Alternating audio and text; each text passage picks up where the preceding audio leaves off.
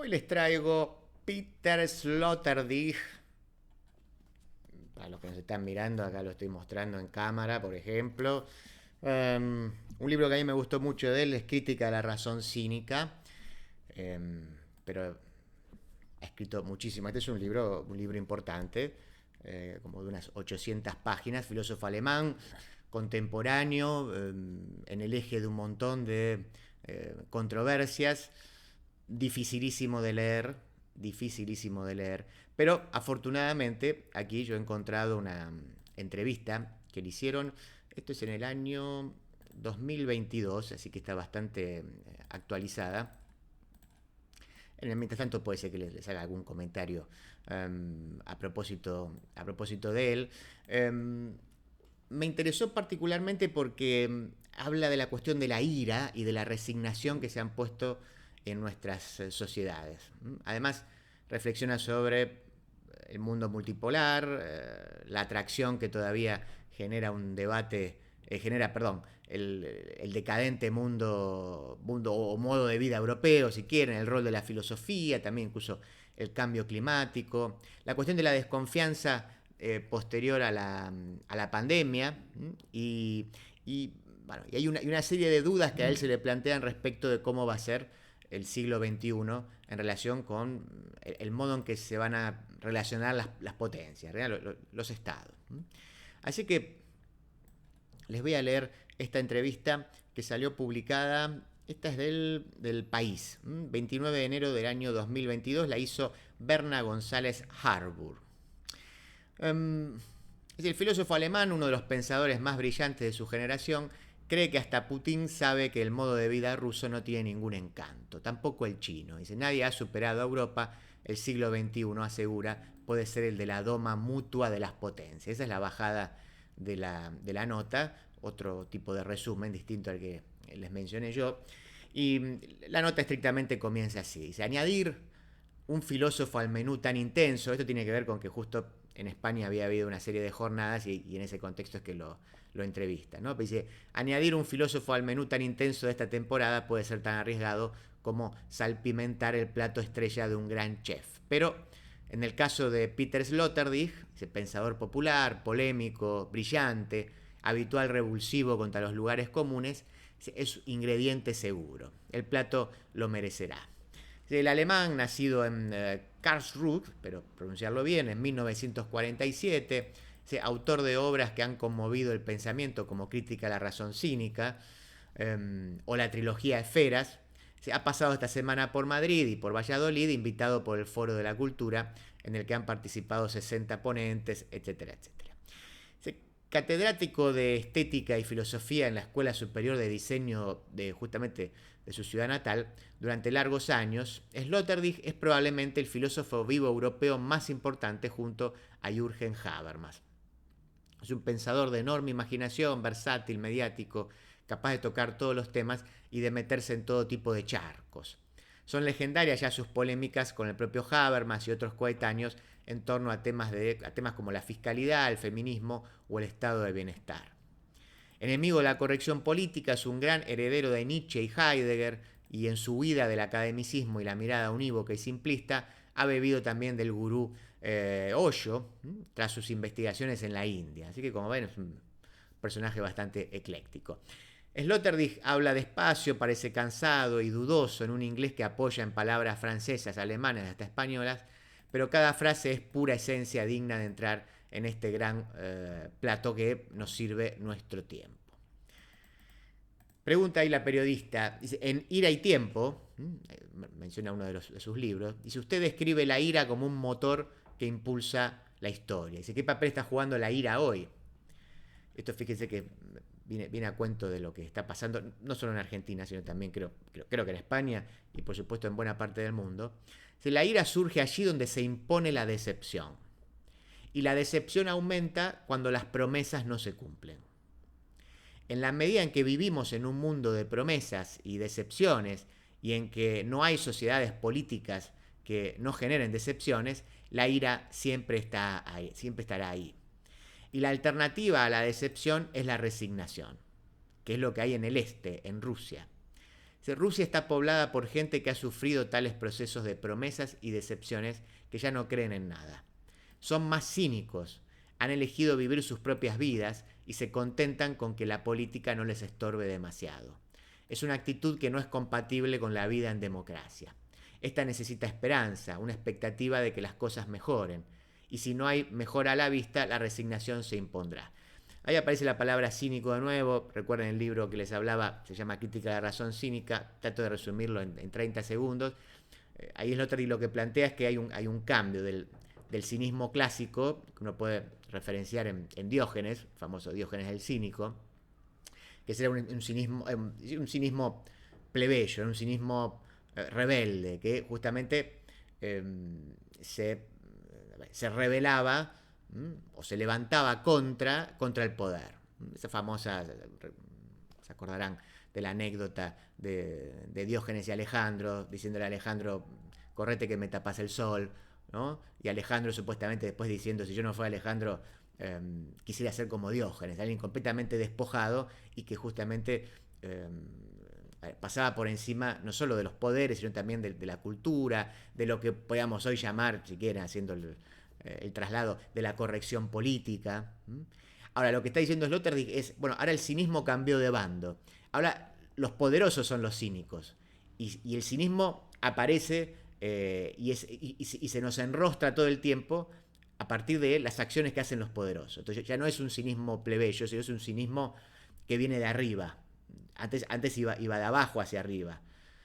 Así que por eso es interesante la vuelta que da Sloterdijk. Pero bueno, sigo con la entrevista. Entonces, si la democracia necesita el enfado, la ira, sí. Si la democracia necesita un mínimo elemento de esperanza en que las cosas mejorarán en el futuro, o al menos que las pérdidas no serán demasiado importantes. La ira y el enfado siempre estarán al alcance y pueden llevar a la decepción. ¿Cómo definiría esta era? Una era de odio, de cinismo. Bueno, lo que los filósofos alemanes llaman Zeitgeist, que sería algo así como el espíritu del tiempo, desde el siglo XVIII, es algo que escapa a toda definición. Pero aún así hay algo en el aire, y es que los europeos de hoy sienten cierto malestar por su debilidad política. Aunque muchos siguen creyendo en el compromiso político, una gran parte de nuestra población occidental ha elegido ya la resignación. Ya no creen en la política. Un importante sector de la población en Europa ha elegido el privatismo, o sea, por eso también es una traducción posible, incluso sería el idiotismo, en el sentido de cerrarse en sí mismos, una vida privada, no salir del uno mismo.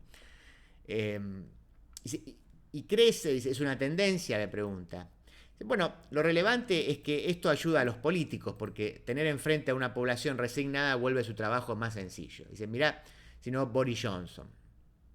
¿Se acuerdan, no? El primer ministro durante la pandemia, el primer ministro británico. Dice, todo el mundo ha entendido que es un payaso, que hace lo que le da la gana y que sería un error tomárselo demasiado en serio. Es la versión irónica de la resignación, que cuadra muy bien con la mentalidad británica. Siempre ha tenido una cierta dosis de mofa en la esfera política. Y lo mismo con los franceses, que siempre han sido líderes en revueltas y ahora están cansados. Usted ha explicado el mundo desde un punto de vista esférico y global. ¿Cómo valora lo que está ocurriendo con Rusia? ¿Putin nos está devolviendo a un mundo bipolar? No, dice Sloterdijk, sin duda no, porque Putin no puede creer que Rusia es más importante que China. Esa ilusión no es realista ni siquiera para él. Seguirá siendo un mundo o pentapolar, Estados Unidos, China, Rusia, Europa. Tras la ruptura del orden bipolar en 1990 ya no hay espacio para grandes simplificaciones. La estructura multipolar crece y no hay forma de escapar de este patrón tan complicado. Putin pretende el liderazgo de lo que antes se llamaba el segundo mundo, pero sabe que el estilo de vida ruso no es atractivo, no tiene ningún encanto, ningún soft power en absoluto. El soft power sería una forma de colonizar de alguna manera, pero sin la intervención militar. Por ejemplo, Estados Unidos tiene un soft power. O sea, el modelo de vida de Estados Unidos es algo lo suficientemente atractivo como para que estemos colonizados, por ejemplo, en Argentina, sin que nos vengan sin que aparezcan los marines y nos establezcan una base territorial, aunque también a veces lo hacen. Mientras Estados Unidos, aunque se haya deshonrado por tantos errores, aún tiene ese lado encantador, dice Sloterdijk, el enorme poder de esa forma de vida. Dice, bueno, nada es atractivo en los estilos de vida de Rusia y China. Hasta la decadencia europea es aún lo más atractivo que hay en el mundo como forma de vida, seguida por lo que queda del sueño americano, que ha destruido y decepcionado mucho, pero aún queda algo. Putin sabe bien que nunca podrá competir con los elementos del modo de vida occidental. Las únicas armas que tiene son la subversión, la corrupción, la desinformación y el discurso habitual contra la decadencia occidental.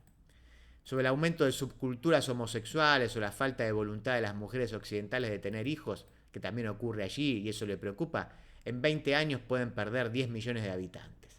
¿Cómo pretender ser una gran potencia así? La Unión Europea sola tiene más de 400 millones de habitantes, es débil, es intensiva en consumo y no muy buena en combate, no tiene ningún esplendor militar, pero es reina en estilo de vida. Es un punto interesante.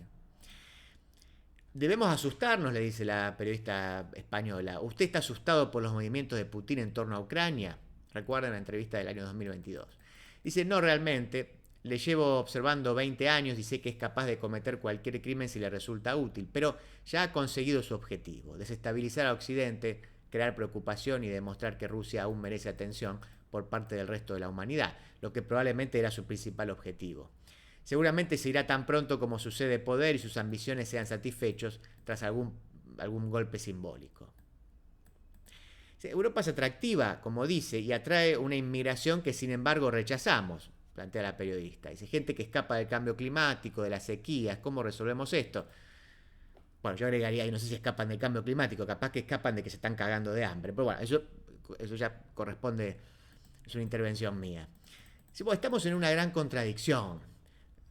Por cierto que yo no conozco mucha gente que esté escapándose de África a Europa diciendo, no, estoy escapando porque, ¿sí? Porque hace mucho calor o está subiendo el nivel del mar, ¿no? Bueno, no importa. Según nuestro sistema de valores simbólicos, estamos obligados a mostrar una hospitalidad y generosidad que podríamos asumir, pero no queremos hacerlo, sobre todo en los países del este. Su actitud es, hemos sufrido más de medio siglo bajo la represión rusa, nos han explotado durante décadas y ahora se nos pide compartir lo poco que hemos conseguido. Bueno, interviene la periodista y dice, tampoco la extrema derecha en Alemania, España, Francia quiere. Sí, la atmósfera es comparable en todas partes. Hay una urgencia idealista por parte de sacerdotes, activistas o ciudadanos que quieren integrar al extranjero, feministas, por ejemplo, que acogen a víctimas de violencia sexual, pero es una contradicción porque no queremos lo que deberíamos y nunca lograremos que la mayoría de la población quiera lo que debe. Porque el kantianismo no está hecho para la gente común, se ríe, ¿no? Esta idea del deber ser, dice, bueno, la gente común, ¿viste? No es kantiana, dice Sloterdijk. No se toma muy a pecho esto del deber ser. Pues, ¿y qué puede hacer la filosofía por este mundo? Bueno, cuando me preguntan eso intento esconderme tras las espaldas de Nietzsche, que dijo que nuestra misión es dañar a la estupidez. Si lo logramos, habremos cumplido al menos un capítulo. El otro lo compartimos con artistas y religiosas. Desarrollar una mirada sobre el sentido o sinsentido de la vida y hacerlo algo más comprensivo. Pero esto no es necesariamente un trabajo analítico, sino una misión lírica, y este tipo de preguntas pueden ser contestadas por la poesía y cualquier otra forma de consuelo. Somos criaturas necesitadas de consuelo, o al menos de anestesia. Escribí hace 10 años Has de cambiar tu vida, así se llama el libro, con el capítulo Revolución de Octubre, que no se refiere a la de 1917, sino a algo que ocurrió en el Hospital General de Massachusetts en octubre de 1847. Es la primera intervención bajo anestesia total que hizo posible el mundo moderno de la medicina. O sea, ahora somos pacientes de una forma distinta, somos operables hasta extremos increíbles. O sea, a mí mismo me operaron hace una semana y aquí estoy. O sea, hablando de enfermedades, ¿hemos aprendido de la pandemia? ¿Ha cambiado algo? Creo que sí, dice, el nivel general de paranoia ha aumentado. ¿Y eso es bueno? No, en absoluto. La atmósfera de desconfianza ha crecido porque todo el mundo puede ser transmisor o portador del mal, de influencias tóxicas. Ya estaba en el aire mucho antes de la COVID, dice, desde Estados Unidos veníamos recibiendo un nuevo tipo de discurso social, un juego de lenguaje creado por el feminismo americano sobre la masculinidad tóxica. Eso nació hace 10 años o más. A cada persona complicada la llaman sociópata y están dispuestos a definir a los demás con características patológicas. La COVID-19 solo ha exacerbado esa tendencia. Y por otro lado, entendemos la importancia de la amistad, de la desconfianza, de la reflexión como cualidades meditadas de la vida. Toda la sociedad se ha transformado en una especie de monasterio durante el confinamiento. Vimos algo increíblemente precioso, redescubrir la belleza de los momentos vacíos, la cualidad meditativa de la vida. Y la periodista dice, bueno, al mismo tiempo hay una paradoja. Creíamos vivir en un mundo interconectado en el que desayunamos kiwis de Nueva Zelanda y de repente nos dimos cuenta de que no había mascarillas, o sea, no había ¿sí? los barbijos. Y continúa el problema de los suministros. ¿Cuál es su reflexión sobre esa interconectividad que nos hace tan dependientes? Sloterdijk dice, un grupo de intelectuales con base en París publicamos hace tiempo lo que llamamos Declaración de Dependencia, dirigido a todo el mundo, para que la gente ya no crea en la ilusión de la independencia en un mundo en el que todo está conectado. Este es el momento de que esa declaración sea suscrita por todos los gobiernos del mundo. Los fallos de la cadena de suministros existían desde mucho antes. Bueno, pero nos habla de nuestra vulnerabilidad y nuestros límites. Sí, dice Sloterdijk, vivimos en una especie de burbujas de alto rendimiento y una vez que sales de ellas ves que son una ilusión para una minoría feliz. Solo tienes que dar un paso, salir del invernadero del capitalismo y darte cuenta de que no existe tanta interconexión. Lo contaba, dice, en El mundo interior del capital, dice Sloterdijk, que es otro libro. ¿Se cree que el capitalismo está en decadencia? No, no creo. Puede llevar a situaciones decadentes, pero la decadencia solo es resultado del relajamiento. Si la gente se relaja profundamente, habrá decadencia. Se desacostumbran al esfuerzo que te hace avanzar más lejos. Si usted ha sido profesor y está en contacto con jóvenes, ¿cómo ve a las nuevas generaciones? Bueno, hay muchos hambrientos de éxito, deseosos de ganar dinero lo antes posible, estudian empresariales, ingenierías y carreras pragmáticas, pero aquellos con los que estaba en contacto como profesor eran soñadores y románticos o cínicos, que desde muy temprano se toman todo a broma. Algunos están preocupados por la seriedad, por el cambio climático. El único modo de escapar del resentimiento es comprometerse con una causa real. ¿Podemos salvar el planeta? No. Nadie puede salvar el planeta porque el planeta no necesita un salvador. Es la civilización humana la que necesita nuevas políticas que hagan la vida humana sostenible en los próximos 20 o 100 años. No sabemos si esto es posible. Hay una gran contradicción entre los imperativos de nuestra forma de vida y los imperativos de la gestión del clima. Deberíamos prepararnos para tiempos duros y especialmente los que viven esa forma de vida moderna, el consumo, la movilidad, los viajes, el lujo, el turismo, las ropas, y no quieren renunciar a ella. ¿Es pesimista entonces sobre nuestra capacidad de cambiar? No, no soy pesimista, pero tienes que tomar a la gente por lo que es y a partir de ahí construir soluciones. Es aquello de que con la madera torcida de la humanidad no puedes construir algo recto, un concepto antropológico muy realista. Solo el realismo ayudará. Usted ha escrito ¿Qué sucedió en el siglo XX? Dentro de 80 años, ¿qué diría de un libro llamado ¿Qué sucedió en el siglo XXI? El siglo XXI es aún una prolongación del XX, y lo principal del XX fue el auge y caída del comunismo. Fue un siglo perdido de derramamiento de sangre e inmenso sacrificio de vidas. Y este puede ver el fin del consumismo que practicamos. En el mejor de los mundos posibles podría ser el siglo en que estas bestias que llamamos imperios se domen mutuamente. No solo de destrucción hablo, sino de doma.